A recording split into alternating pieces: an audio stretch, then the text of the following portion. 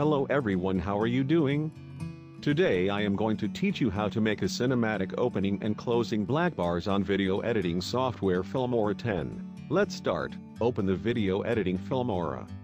I am using the latest version 10. What about you? I don't know. Still, you haven't installed version 10. You can download and install it from my page. Check it on my page. I had already posted a video for it.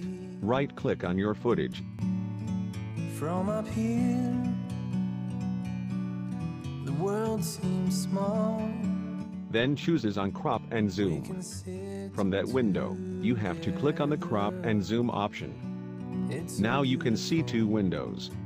The start window begins with the fall and a smaller orange end window. Let's reverse the two windows by clicking on the two round arrow on the right corner where we can start the swap of the end areas. Forever free.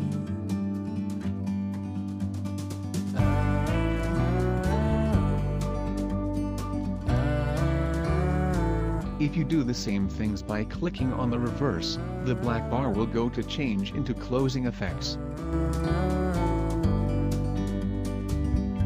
Sometimes you need to go and take a step back. Leave your valuable comments in the comment section, please.